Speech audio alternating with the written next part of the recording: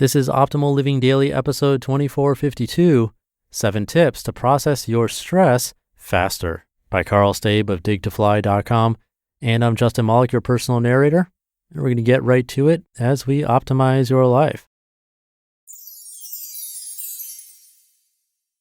7 Tips to Process Your Stress Faster by Karl Staib of DigToFly.com. Last week, I had a day that was going along smoothly until my boss asked me to have the report I was currently working on done by the end of the day. My stress level shot up and I began to work like a wild turkey, no rhythm or reason to my actions. The funny thing was that I was probably going to finish before the end of the day anyway. Earlier that morning, I predicted that I'd be done around 3 p.m. The extra stress only freaked me out and didn't help me work any faster. I finished the report at 3:30, and I attribute the extra half hour to me getting all worked up and having to calm myself down. That's what spurred on the idea for this post. I wanted to share both the mistakes and the positive aspects of how I processed my stress. I lost half an hour, and I don't want the same to happen to you.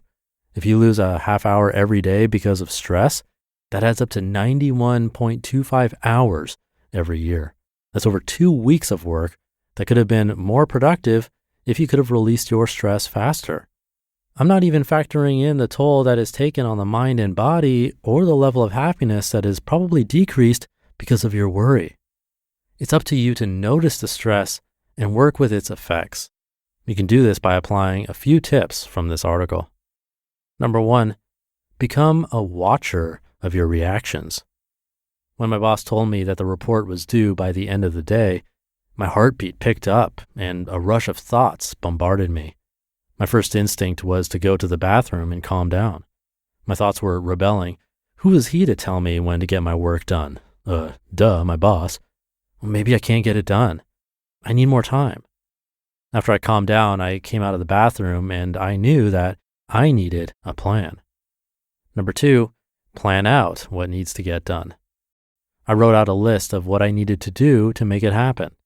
Just to keep doing what I was doing. It was just a reminder that I knew that just 30 minutes ago I wasn't worried, but now I'm freaking out. Finish writing the report, double check figures, print it out, check for grammatical errors, and submit to the boss.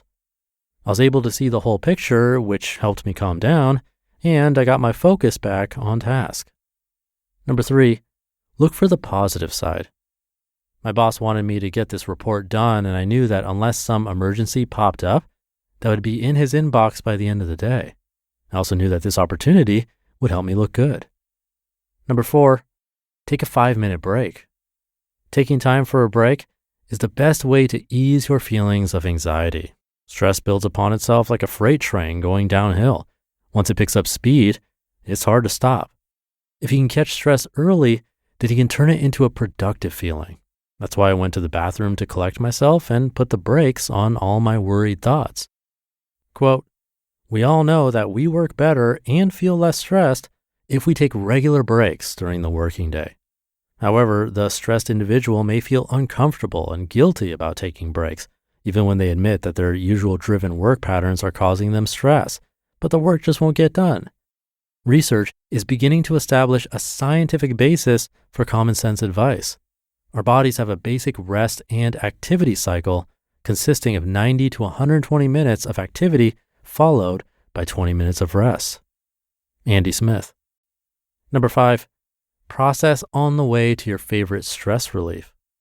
Many people go on their walk or to their yoga class with their stress engines running full steam. When they get halfway into their stress relief routine, they finally start to slow down.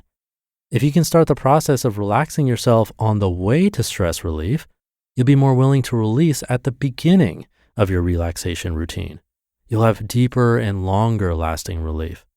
As you're putting on shoes or grabbing your yoga mat, create relaxed feelings by focusing on the moment or imagining how you will feel when you're on your walk or in your yoga class. Number 6, your patterns.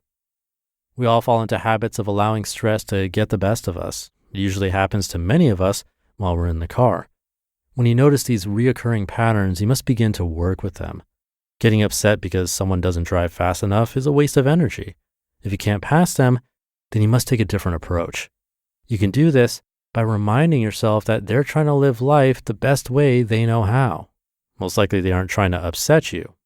Then send them a little thought of thanks for reminding you to harness your stress instead of letting it get the best of you. And number 7, have a conversation with a friend. Sometimes stress becomes so overwhelming that we need to vent. I vent by writing and talking to my coworkers. After my boss gave me the challenge to have the report done by the end of the day, I peeked over my cubicle wall later that afternoon and complained to my coworker. She agreed with me, like all good confidants do. And after 5 minutes, I felt better and I got to work on the report. You process stress differently than anyone else. So try a few of these techniques to help you reach past your current level of stress relief. The more you work with your stress relief, the better you'll become at releasing your frustrations. By giving yourself as many options as possible to process your stress relief, you'll be able to soften the amount of time that you feel stressed out and reduce the level of pain the stress creates. You just listened to the post titled 7 Tips to Process Your Stress Faster by Karl Staib of DigToFly.com. And thank you to Karl. Great example there near the end of being in the car. It's a common place for many of us to feel extra stressed out or anxious. Many times we're in our car, we're in a rush, or often we're going to work. We'd rather be somewhere else. I guess that's obvious because when we get in a car, the whole point is to go somewhere else. So in a sense, we're really just getting in a car, all for the purpose of waiting to get out of the car once we get in. So we don't want to be there, we want to get out faster. We might not even be going somewhere we really even want to go. That's a combination leading to stress and anxiety, for some people at least. But like he said, actually noticing that is a great first step because it's really easy to go on autopilot, no pun intended, and not even realize we're stressed out or we just think it's normal. So maybe listening to something relaxing or positive in the car, taking a deep breath. These are tactics we can use, but most importantly, try to notice it first. Because if we're not realizing it, well, we can't make progress. All right, thank you for being here, listening to me, and for subscribing to the show. I hope you have a happy day with less stress than usual and not on autopilot if possible. And I'll be back tomorrow reading to you where your optimal life awaits.